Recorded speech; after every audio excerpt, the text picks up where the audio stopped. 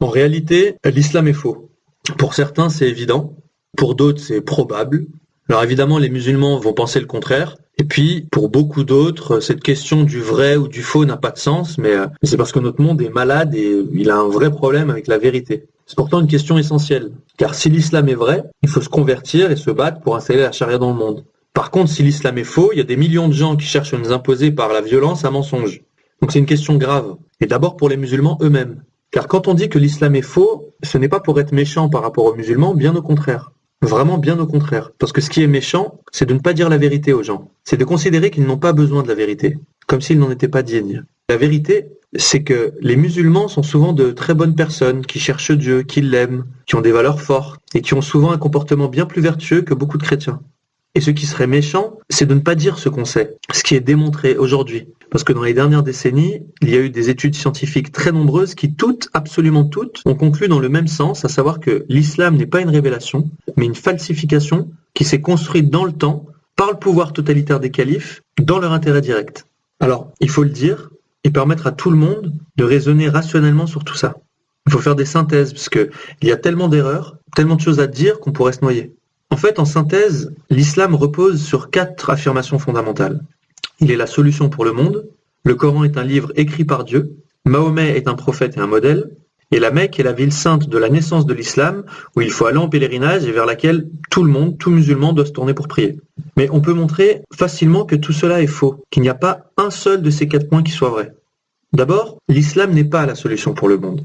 L'islam est un modèle global avec une religion, une société, un État. Et partout où il a été mis en place, par exemple dans les 57 pays de l'organisation de la conférence islamique, on a les PIB les plus bas du monde, il n'y a aucune invention, aucun prix Nobel, la science est bloquée, l'art est bloqué, la philosophie est bloquée, les femmes sont maltraitées, les minorités sont persécutées, la liberté est absente, la démocratie est inexistante. Il y a une logique de soumission qui est très différente de la logique de liberté qui s'est développée dans les nations chrétiennes. Partout, il est interdit de se poser des questions sur l'islam, il est interdit de critiquer Mahomet, interdit de sortir de l'islam sous peine de mort. Il faut voir cette vidéo où un musulman d'Arabie Saoudite explique à quel point il a peur de quitter l'islam. On peut se poser la question de savoir où est le modèle. Est-ce en Arabie Saoudite? Est-ce le Yémen? Et jamais un musulman vous répondra. La vérité, c'est qu'ils prétendent être la meilleure communauté, mais les résultats sont historiquement catastrophiques. Et on espère vraiment que ce modèle ne sera jamais appliqué au monde entier comme ils le souhaitent. Concernant le Coran, il prétend un statut très élevé, bien plus élevé que la Bible, que l'Évangile, puisqu'il prétend être écrit mot à mot par Dieu. Mais c'est absolument faux. En fait, on peut se rendre compte très facilement. Le Coran est bourré d'erreurs matérielles, de confusion, de contradictions logiques. Le professeur Sami Awad Al-Jid Abu Salih a fait un blog et un livre de 500 pages où il recense 2500 erreurs linguistiques et grammaticales classées en 11 catégories différentes. Il y a dans le Coran des versets contradictoires, ce qui est impensable comme concept pour un livre écrit par Dieu. Par exemple, on vous dit en sourate 2, verset 256, pas de contrainte en religion. Et ailleurs, en sourate 4, verset 89, s'ils quittent l'islam, tuez-les. Il y a 20% des mots qui sont incompréhensibles pour un arabisant parce qu'ils ont été écrits dans une autre langue que l'arabe. Le Coran a été analysé comme un patchwork de textes très variés qui viennent de diverses traditions syriaques, araméennes, manichéennes, iraniennes, grecques, surtout juives, avec des traductions du Talmud, du Midrash, de Targum. À la différence de la Bible, de l'Évangile, c'est complètement anhistorique. Jamais on ne cite les généalogies des personnes, jamais le lieu, jamais le temps. Il y a très peu de prénoms personnels. Et puis, le texte est bourré d'appels au meurtre, d'appels à la violence. Le Coran, qui est un livre en vente libre en France, demande de tuer des catégories entières de personnes. Ceux qui ne croient pas à l'islam, ceux qui recouvrent la vérité et ceux qui associent d'autres divinités à Dieu. Le mot qatala veut dire combattre dans le sens de tuer. Et ce mot est répété 65 fois dans le Coran. 165 versets ordonnent aux hommes de recourir à la violence. 185 versets ordonnent de répandre l'islam par la force armée. Il y a 200 mentions du feu de l'enfer en des termes atroces pour faire peur, pour soumettre. Et il y a 949 menaces contre les insoumis. Le Coran justifie le viol. Le verset 29 de la sourate 70 indique que les hommes chastes n'ont de rapport qu'avec leurs épouses et leurs captifs de guerre. Et ça, tous les juristes le confirmeront. Le Canadien Brother Ismael, qui a été un converti de l'islam pendant 18 ans, explique dans une vidéo éloquente pourquoi ce verset et d'autres lui ont été humainement insupportables et que tout ça ne peut évidemment pas venir de Dieu. Le Coran affirme qu'il est très clair, mais en fait, il est très obscur et chacun doit l'interpréter comme il peut. C'est pour cela que l'on rajoute des tafsirs, entre parenthèses, derrière les mots, pour essayer d'expliquer le sens du texte. Le Coran prétend aussi être inimitable, mais en réalité, il est littérairement quelconque. Il est désordonné, il est confus, décousu, il passe sans cesse d'un sujet à un autre. Par exemple, l'histoire de Noé, elle est répartie en 29 fragments un peu partout. L'histoire d'Abraham, elle est répartie en 37 fragments dispersés sans aucune logique. En 2006, Jean-Jacques Walter a prouvé mathématiquement, à partir de la théorie des codes, que le Coran a été écrit par une cinquantaine d'auteurs différents sur au moins 200 ans. En fait, c'est une œuvre qui est très humaine, qui n'est pas du tout une révélation. Le troisième point, est-ce que Mahomet est un prophète ou un modèle ? Il n'est absolument pas prophète selon les critères de l'Ancien Testament et de la tradition juive. Il n'a pas de témoin, il a fait 0 miracle, 0 prophétie. Il n'est pas mort à Jérusalem, alors que Jésus dit qu'il ne convient pas qu'un prophète meure en dehors de Jérusalem. Il est même mort empoisonné, ce qui est une catastrophe pour un prophète. Jésus n'a annoncé la venue de personne d'autre. Par contre, il a sérieusement mis en garde contre les faux prophètes qui viendraient après lui, et il a dit qu'on les reconnaîtrait à leurs fruits. Or, les œuvres de Mahomet s'opposent à celles du Christ. Moïse est venu et il a donné les 10 commandements qui contiennent des prescriptions morales. Jésus les accomplit parfaitement. Non seulement il n'a pas tué, mais il a ressuscité, il a guéri, il a donné la vie. Il n'a pas menti, mais il était la vérité avec un V majuscule. Il n'a pas volé, mais il était le pauvre avec un P majuscule. Il n'a pas pris la femme de son frère, mais il était chaste. Et il n'a rien pris à personne. Il a toujours donné jusqu'à donner sa propre vie. Mahomet, par contre, a tué, et il a fait tuer. Il a menti, il a volé, il a eu des relations sexuelles avec beaucoup de femmes, des esclaves, des captifs de guerre. Il a fait beaucoup de pillages.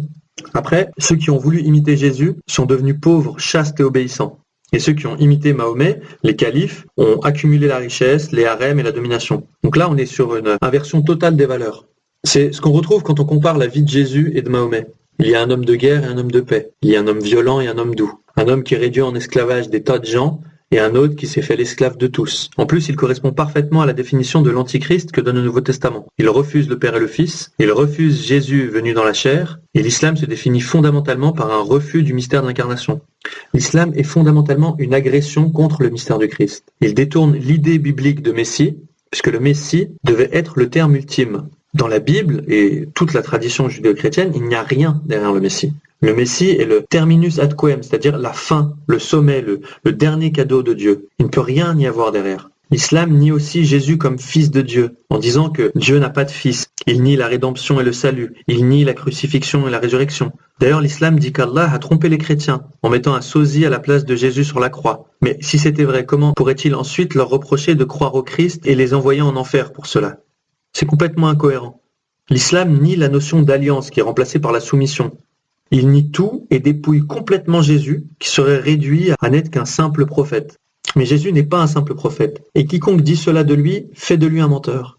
Enfin, quatrième point, la Mecque. Pendant les 100 premières années de l'islam, pas une seule des 43 mosquées construites n'était orientée vers la Mecque. Dan Gibson, dans un documentaire éloquent qu'on trouve sur Internet, on peut aller sur son blog où il donne toutes les coordonnées GPS et vérifier tout ça sur Google Earth. La plupart des premières mosquées de l'islam étaient orientées vers Petra, et aucune vers la Mecque. Et on ne parle pas de petites mosquées de banlieue, mais celles des grandes capitales. Le Caire en Égypte, Baalbek au Liban, Sanaa au Yémen, Amman en Jordanie, Jérusalem en Israël, Damas en Syrie, Beyrouth au Liban. Finalement, c'est seulement 200 ans après Mahomet, au moment où le pouvoir des Abbassides de Bagdad prend le contrôle, que les mosquées seront systématiquement tournées vers la Mecque. Avant, c'est comme si la Mecque n'existait pas. C'est quelque chose d'énorme qui est confirmé par toutes les études. Tout ce qui est dit de la Mecque dans la tradition musulmane correspond en réalité à Petra. Toutes les descriptions de la Mecque dans la littérature islamique sont fausses. La Mecque n'a jamais été la mère de toutes les cités. Elle n'est pas située sur un carrefour de route commerciale. Elle n'a jamais été un grand centre de pèlerinage antique. Elle n'a jamais été célèbre depuis Abraham. Il n'a jamais été possible d'y lever des armées de plusieurs milliers d'hommes.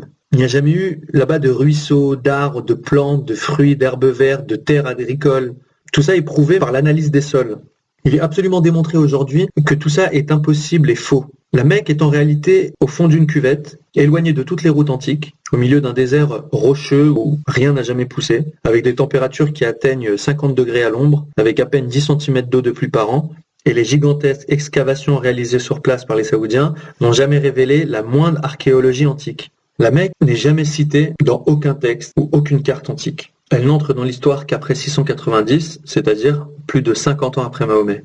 Ce que le Coran appelle ville sainte, le lieu de rassemblement interdit, le lieu des pleurs, ne correspond pas à la Mecque, contrairement à ce que l'histoire officielle a voulu nous faire croire. Par contre, Petra correspond à toutes ces descriptions, comme le montre Dan Gibson. En fait, le mythe de la Mecque a été inventé par les califes pour créer une ville sainte purement arabe. Il faut donc éclaircir cette question. Comment cette manipulation a-t-elle pu se construire ? On peut aujourd'hui reconstituer assez précisément les choses en se servant des sources extérieures à l'islam et des éléments de la tradition musulmane, en pointant et en expliquant leur incohérence. Les Koraïchites, la tribu de Mahomet, étaient en fait du nord de la Syrie. Cela a été démontré par la toponymie.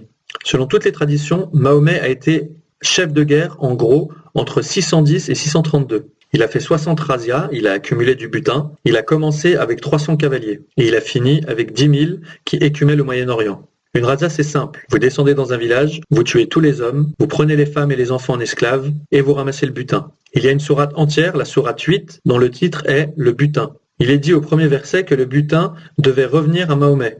Au verset 41, il est dit que 20% du butin doit toujours revenir à Mahomet. Vous pouvez vérifier, sourate 8, verset 41. Est-ce qu'on peut imaginer Jésus réunir ses apôtres et dire comment est-ce qu'on va partager le butin ?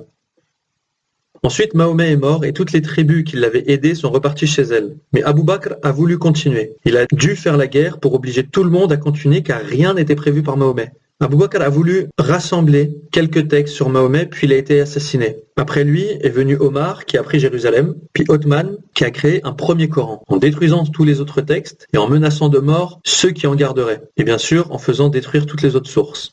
Après, s'est implantée la dynastie des Omeyyades, basée à Damas. On a découvert que 40 ans après Mahomet, le premier calife omeyyade utilisait encore des monnaies avec des croix, ce qui est absolument impossible dans la vision officielle de l'islam. Ensuite, Abdelmalik, le troisième calife omeyyade, fait réécrire une nouvelle version du Coran en faisant détruire tous les Corans d'Othman. C'est à cette période, vers 692, qu'il y aura la deuxième fitna, le deuxième schisme, avec une bataille entre Ibn Zubayr, qui commande la ville sainte de Petra, et les califes de Damas. Dans cette bataille, la Kaaba est endommagée et Ibn Zubayr va fuir avec elle, sans doute à la Mecque. C'est sans doute de cette époque que viennent les manuscrits de Sanaa. Ces manuscrits très anciens et très intéressants ont échappé aux dernières destructions. Ils ont été découverts par hasard en 1972 à Sanaa, au Yémen. Les Allemands ont été appelés pour les étudier en 1976, ils ont été virés en 1979. Depuis, dans les 40 ans qui ont suivi, les autorités du Yémen ont bloqué toute étude. Aucune photo des découvertes n'a le droit d'être publiée. Ces manuscrits sont cachés au public depuis 45 ans. Mais quelques photos ont quand même circulé dans les années 70. Et leur analyse montre beaucoup de choses. Ce sont d'abord des palimpsestes, c'est-à-dire qu'on a effacé et recopié dessus. Ces documents montrent un Coran incomplet. Par exemple, la fin de la sourate 48 manque, le seul endroit où il y a Makka. Par exemple, il manque 10 sourates entre la sourate 26 et la sourate 37. On retrouve la même chose sur un ancien manuscrit de Berlin où il manque à cet endroit 6 sourates. Tout cela confirme la rédaction progressive du Coran. Ensuite, après quelques dizaines d'années, il y a à partir de 750 une grande razzia vers l'est et la dynastie des Abbassides s'installe en créant la ville de Bagdad. Les seuls Corans complets dont on dispose datent de cette période 200 ans après Mahomet. Pareil pour les recueils de hadiths, notamment 300 000 hadiths publiés par Boukhari. Pareil pour les biographies de Mahomet. Et c'est à ce moment seulement qu'est fixée la doctrine du Coran incréé. Entre 817 et 847, 3 califes, El-Mamoun, El-Mutassim et El-Watik, protégeaient les Mutazilites qui refusaient cette idée. Mais finalement, le calife suivant, El-Muqtadir, les a déclarés hérétiques. Il les a emprisonnés, il les a mis à mort, et il a définitivement imposé la thèse du Coran incréé en 920, 288 ans après Mahomet. C'est à partir de ce moment aussi qu'on a l'exégèse du Coran, les autres recueils de hadiths qui se feront un total des millions de hadiths et la chronique de Al-Tabari. C'est en 980 que se crée la doctrine des versets abrogeants et des versets abrogés pour résoudre la question des versets contradictoires. À ce moment, les califes abbassides sont archi-dominants et ils décident que les versets les plus violents, qui ont été dits de Médine, vont systématiquement abroger les versets les plus modérés, qui ont été dits de la Mecque. Mais il est clair que cette distinction entre la Mecque et Médine, qui existe encore, n'a absolument aucun fondement historique. Finalement, en 1029, les califes imposent la fermeture des portes de l'Ijtihad, c'est-à-dire la fin de l'effort d'interprétation. Toute la tradition musulmane et l'histoire officielle datent donc de la période abbasside 200 ans après Mahomet. Pendant les 200 ans qui précèdent, il y a ce qu'on appelle le trou noir de la littérature arabe. Les califes ont fait détruire toutes les sources de leurs prédécesseurs. Ils ont même fait détruire les sources païennes en faisant brûler par exemple la bibliothèque de Ctésiphon ou la gigantesque bibliothèque d'Alexandrie à partir de 642. Il y a eu donc 100 années sans la Mecque. Et c'est seulement à partir de 820 que toutes les mosquées sont orientées vers la Mecque. À qui profite cette manipulation ? Il est évident que le religieux a été manipulé par le pouvoir politique. Les califes avaient le pouvoir de le faire. Ils avaient tout intérêt à le faire et ils l'ont fait. Ils avaient tout intérêt à raconter que Mahomet était quelqu'un de formidable et qu'ils étaient son successeur, et qu'il fallait donc se soumettre à leur autorité pour des raisons politiques, militaires et aussi pour des raisons religieuses. Tous ces éléments confirment qu'on ne peut évidemment pas faire confiance à l'historiographie officielle islamique et dictée sous le pouvoir absolu des califes. Et est-ce qu'il faut s'en étonner? Depuis quand un pouvoir absolu et totalitaire pourrait-il être une source crédible? Est-ce qu'on peut faire confiance à l'historiographie officielle de la Corée du Nord et croire tel quel tout ce que raconte la propagande de Kim Jong-un et de ses prédécesseurs? Bien sûr que non. Eh bien, dans le cas de l'islam, on est dans un cas très comparable avec un contexte impérial et un pouvoir totalitaire qui généralise des entreprises de destruction de documents qui ne vont pas dans le bon sens. Bref, tout ce qu'affirme l'islam sur son histoire est faux et archi-faux. En réalité, l'islam est bien une idéologie de conquête, ce n'est absolument pas une religion de paix. Les califes ont organisé l'expansion militaire de l'islam qui a conduit à la conquête de l'Empire perse, à la conquête de l'Afrique du Nord, à la conquête de l'Espagne jusqu'à Poitiers. Ce n'était évidemment pas des guerres défensives. Avec tout cela, comment on peut expliquer que certains croient encore à tout cela? En fait, c'est un système autoréférentiel qui fonctionne comme un bloc idéologique. Si on vous dit que Mahomet a fait quelque chose d'horrible, ça va être justifié par le Coran. Si on demande pourquoi est-ce que vous croyez au Coran, on va vous dire parce que l'islam dit que c'est le livre de Dieu. Et pourquoi est-ce que vous croyez à l'islam? Parce que Mahomet est le prophète de l'islam. Il faut donc tout prendre ou tout laisser. Et quand on commence à avoir des doutes, c'est pas facile parce qu'il y a une très grosse pression sociale. C'est pas facile de quitter l'islam, on risque sa vie. Il est très dur d'entrer dans le judaïsme ou dans le christianisme. Il faut le vouloir, cela se mérite, ça prend du temps. En revanche, il est très facile d'en sortir, parce que la liberté est fondamentale pour l'amour. Pour l'islam, c'est absolument l'inverse. Il est très facile d'y entrer, cela se fait en quelques minutes. Il suffit de prononcer la profession de foi devant 2 témoins, mais il est par contre impossible d'en sortir sans risquer la mort, ou au moins la mort sociale. L'islam est une prison qui prive de liberté. Et heureusement, avec les horreurs de ces dernières années, de plus en plus de gens voient clair. Aujourd'hui, beaucoup ont le courage d'étudier la question et de se convertir à la vérité. On parle de 100 000 convertis en Arabie Saoudite, 600 000 en Indonésie, 6 500 000 chaque année en Afrique. Mais en France, il faut que ça progresse. Donc en résumé, l'islam n'est pas la solution pour le monde, le Coran ne vient pas de Dieu, Mahomet n'est ni prophète ni modèle, et la Mecque n'existait même pas au temps de Mahomet qu'il n'y a jamais mis les pieds. Conclusion, l'islam est vraiment faux. Attention, cependant, il faut toujours faire la distinction entre les musulmans et l'islam. Cette distinction entre les musulmans et l'islam, elle est vraiment capitale. Par exemple, le Concile Vatican II dit toujours du bien des musulmans, mais il ne parle jamais de l'islam. À Medjugorje, la Sainte Vierge dit « Aimez vos frères musulmans ». L'islam est un système abominable, mais les musulmans ont souvent une religiosité admirable. Jean-Jacques Walter a fait une conférence au cercle de l'Union interalliée devant les ambassadeurs de plusieurs pays pour présenter son livre formidable « Les deux islams », le meilleur livre récent sur l'islam. Tout le monde était stupéfait car il était extrêmement précis, factuel et très synthétique. Il n'y a eu après que des compliments, sauf d'une seule personne, l'ambassadeur du Sénégal qui a dit « Monsieur, je suis désolé, moi je suis l'ambassadeur d'un pays à majorité musulmane et chez nous, cela ne se passe pas du tout comme vous avez dit. » Et Jean-Jacques Walter a répondu oui. Au Sénégal, on n'applique pas l'islam wahhabite. Au Sénégal, on applique les traditions du Sénégal qui sont la douceur, le respect, la tolérance et ce n'est pas du tout l'islam. En fait, les musulmans font un espèce de mix avec la nature humaine, leur culture et certains aspects de l'islam, puisque la plupart n'ont pas lu le Coran et la plupart sont des gens qui sont bien plus pieux et bien plus vertueux, souvent même que beaucoup de catholiques. Donc il faut bien garder cela en tête. Les musulmans sont en réalité les premières victimes de l'islam. Donc qu'est-ce qu'il faut faire? Il faut d'abord arrêter d'être naïf, il faut ensuite agir et parler de tout ça, et il faut ensuite prier pour la conversion de tous. En tout cas, que chacun réfléchisse avec tous ces éléments et que chacun fasse selon sa conscience.